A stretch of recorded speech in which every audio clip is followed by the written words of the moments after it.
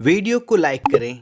ऐसे ही दवाओं से जुड़ी वीडियो देखने के लिए चैनल को सब्सक्राइब करें और नोटिफिकेशन पाने के लिए बेल आइकन को दबाकर ऑल नोटिफिकेशन पर क्लिक करें। आज के इस वीडियो में जिस बीमारी के बारे में हम जान रहे हैं वह है एंगुलर चिलाइटिस, जिसे हम एंगुलर स्मेटोटाइटिस भी कहते हैं। नाम से तो ये बीमारी बड़ी जटिल लग रही है, लेकिन ऐसा नहीं है। यह बिल्कुल ही कॉमनली होने वाली बीमारी है। यह बच्चों में, वयस्क में तथा बुजुर्गों में सभी में देखी गई है। यह एक प्रकार की बीमारी है जिसमें व्यक्ति के होठों की कॉर्नर, जहां पर दोनों होठ जुड़ते हैं, वहां पर रेडनेस हो जाती है। हल्की तथा गहरी दरारें हो सकती है जिसमें सलावा जाकर इकट्ठा हो जाता है और इस कारण से यह स्थिति और भी बिगड़ जाती है। यह एक प्रकार का इन्फेक्शन है जो बैक्टीरिया या फंगस दोनों के कारण होता है, लेकिन 80% केस में यह दोनों इन्फेक्शन साथ में ही होते हैं, जिसे मिक्स्ड इन्फेक्शन कहते हैं। इस बीमारी के होने के क्या कारण है, अगर यह बात करें तो सबसे प्रमुख कारण है न्यूट्रिशनल डेफिशिएंसी का होना, जिसमें आयरन डेफिशिएंसी एनीमिया मतलब आयरन की कमी होने के कारण शरीर में खून की कमी हो जाना। इसके अलावा फोलिक एसिड की कमी हो जाना, विटामिन बी कॉम्प्लेक्स की कमी हो जाना, जिसमें विटामिन B2, B12 आदि है। छोटा बच्चा या वयस्क जो मुंह खुला रखे सोते हैं, उनके होठों के कॉर्नर पर लगातार लार इकट्ठे होना। बुजुर्ग जिनको नकली बत्ती सी दांत लगे हुए हैं, वह सही तरीके से साफ सफाई नहीं की जाती, उसकी फिटिंग अच्छी नहीं है, तब भी यह इन्फेक्शन हो सकता है। यह बीमारी मुख्य रूप से दो प्रकार की होती है, जिसमें एक्यूट चिलाइटिस तथा क्रोनिक चिलाइटिस। यह दो प्रकार है। एक्यूट एंगुलर चिलाइटिस, इसका मतलब वह स्थिति अभी रिसेंटली 2 से 4 दिनों में हुई है, जिस कारण से होठ के कॉर्नर पर हल्की रेडनेस हो सकती है, जलन हो सकती है तथा खिंचाव हो सकते हैं। यह कुछ सामान्य लक्षण दिखाई देते हैं। और क्रोनिक एंगुलर चिलाइटिस, इस स्थिति में होठ के कॉर्नर पर गहरी या हल्की दरारें हो सकती है। यह समस्या 15 दिन या उससे पुरानी भी हो सकती है, जिसमें जलन तथा तेज दर्द होना भी देखा गया है। और कई बार खून भी आ जाता है। कई बार तो व्यक्ति पूरा मुंह भी नहीं खोल पाता, जिससे कि खाना खाना भी काफ़ी मुश्किल हो जाता है और दिखने में ये काफ़ी बदबू होती है। यह कुछ इसके लक्षण हैं जिससे कि आप इस बीमारी को पहचान सकते हैं। अब जानते हैं जब यह बीमारी व्यक्ति में होती है तो डॉक्टर द्वारा उन्हें क्या इलाज दिया जाता है।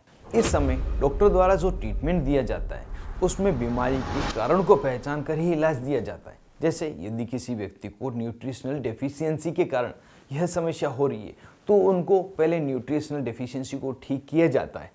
इसी तरह से अगर आयरन डेफिशिएंसी एनीमिया के कारण यह समस्या हुई है तो उसे ठीक करने के लिए सबसे पहले आयरन की टेबलेट दी जाएगी। अगर विटामिन B2 डेफिशिएंसी हुई है तो रिबोफ्लाविन की टेबलेट दी जाएगी। विटामिन B12 की कमी के कारण हुआ है तो उस समय मिथाइलकोबालामिन टेबलेट दी जाएगी, जैसे आप न्यूरोकाइंड ओडी के नाम से जानते हैं।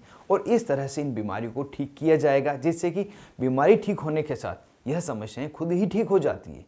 इसी कारण से आपने देखा होगा कि जब भी मुंह से जुड़ी हुई कोई समस्या होती है तो ज़्यादातर डॉक्टर द्वारा विटामिन बी कॉम्प्लेक्स तथा फोलिक एसिड की टेबलेट ही दी जाती है। बच्चों में अगर लाल जमा होने के कारण यह स्थिति हुई है तो उन्हें सीधा सोने के लिए कहा जाता है और रात में 1 से 2 बार मुंह को साफ करने के लिए बताया जाता है। साथ ही अगर किसी बुजुर्ग में नकली बत्तीसी लगाने के कारण यह समस्या हुई है तो बत्तीसी की फिटिंग सही करवाई जाती है, उनको साफ सफाई से रखने के लिए सलाह दी जाती है। और इन सब के साथ में मरीज को लक्षणों के आधार पर अन्य दवाइयाँ भी दी जाती है। जैसे अगर ज़्यादा दर्द हो रहा है तो दर्द को ठीक करने के लिए दर्द निवारक दवाइयाँ जैसे कि जीरोडोपी टेबलेट, कॉम्बिफ्लाम टेबलेट आदि यह दी जाती है। इस समय सबसे ज़्यादा तथा मुख्य रूप से जो दवा दी जाती है वह होती क्रीम प्रिपरेशन। जैसा हमने अभी वीडियो की शुरुआत में जाना था कि यह बीमारी बैक्टीरिया तथा फंगस दोनों के इन्फेक्शन के कारण होती है और 80% स्थितियों में यह दोनों बैक्टीरिया फंगस के मिक्स इन्फेक्शन के कारण होती है। जब यह बैक्टीरिया के इन्फेक्शन के कारण होती है तो उस समय एंटीबैक्टीरियल क्रीम दी जाती है, जिसमें fusidic acid cream, mupirocin cream, framycetin cream, neomycin cream यह आदि क्रीम है। और अगर फंगल इन्फेक्शन के कारण हुई है तो उस समय जो क्रीम्स दी जाएगी वे है clotrimazole cream, miconazole cream, ketoconazole cream, luliconazole cream. इनमें से कोई भी एक क्रीम दी जाएगी और ज़्यादातर ये मिक्स्ड इन्फेक्शन के कारण होता है और कई बार पहचानना भी मुश्किल हो जाता है कि किन इन्फेक्शन के कारण यह समस्या हुई है। तो उस समय एंटीबैक्टीरियल तथा एंटीफंगल दोनों ही प्रकार की क्रीम को मिक्स करके लगाने की सलाह दी जाती है। जब एंटीबैक्टीरियल क्रीम अकेली लगाई जाती है तो उसे कम से कम 7 दिन से 10 दिन लगाना आवश्यक होता है।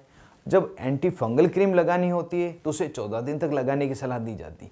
और जब इन दोनों ही क्रीम को मिक्स करके लगाया जाता है तो उस समय 10 दिन से लगाकर 14 दिन, सुबह शाम दिन में 2 बार और ज़्यादा आवश्यकता हो तो 3 से 4 बार भी लगाने की सलाह दी जाती है। इस समय थोड़ी थोड़ी मात्रा लेकर इन क्रीम्स की लगाई जाती है।